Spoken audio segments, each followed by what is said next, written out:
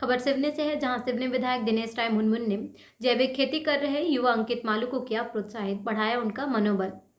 बारापत्थर स्थित PCM organic farm पहुंचे सिवनी विधायक दिनेश राय ने युवा अंकित मालू नगर पालिका परिषद स्वच्छता अभियान सर्वेक्षण 2022 ब्रांड एम्बेसडर द्वारा किया जा रहा प्राकृतिक जैविक खेती कार्यों का अवलोकन किया गया और उससे संबंधित चर्चा की। इस अवसर पर सामाजिक कार्यकर्ता लक्ष्मी कश्यप, अध्यक्ष प्राचीन, श्री हनुमान मंदिर जीर्णोद्धार एवं सौंदर्यीकरण समिति, जैविक खेती के युवा प्रेरक Ankit Malu, Dalsagar water sports academy के अध्यक्ष संजय शर्मा रहे मुख्य रूप से उपस्थित। इस अवसर पर अवलोकन के दौरान सिवनी विधायक दिनेश राय मुनमुन ने कहा कि वो स्वयं एक किसान हैं और जो आज युवा अंकित मालू द्वारा सतत प्रकृति जैविक खेती हेतु जन जागृति और पहल कर रहे हैं, सराहनीय है। आज के समय में रासायनिक खेती से खेतों की जैव विविधता नष्ट हो रही है, एक और स्वास्थ्य पर इसका भी असर पड़ रहा है।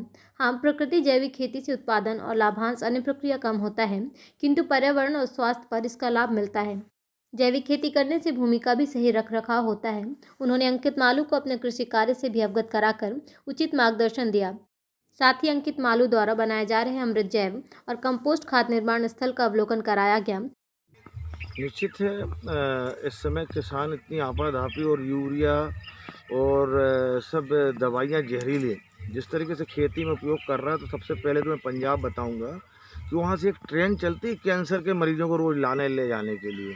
तो आप इस खेती की वजह से, इस खाद और दवाइयों की वजह से लोगों को मौत परोसी जा रही है। लेकिन हमारे छोटे भाई अंकित मालू जिस प्रकार से प्राकृतिक खेती की तरफ बढ़ावा कर रहे हैं, उसको करने का काम कर रहे हैं, ये निश्चित ही बधाई के पात्र हैं। और इनकी इस खेती करने के तरीका जो हमारे बाप दादे लोग पहले करते आए हैं, जिस तरीके से खेती में कि हमारा घर का रखा हुआ पुराना अनाज, मोटा अनाज, उसको करके उससे हम लोग अपने जीवन में उसको ही उपयोग करते थे।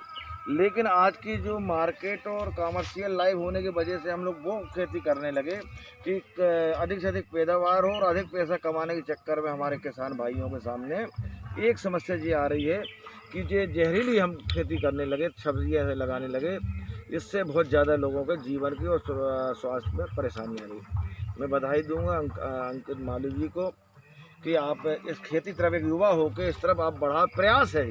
मैं अभी ये नहीं बोलता कि हम कर रहे हैं, करने का प्रयास है। और ये करना अगर युवा करता है, निश्चित है सफलता उसके हाथ चरम जूमेगी।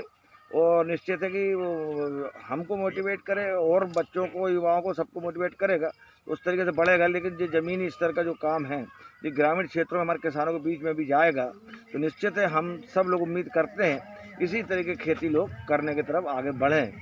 क्योंकि अधिक राशि कमाना अलग मैटर हो सकता है, लेकिन जीवन और स्वास्थ्य की रक्षा करने के लिए हमें प्राकृतिक खेती में जो आना चाहिए। हमारी सरकार बोलती है जैविक खेती भी आप करिए, ये सब एक क्रम है।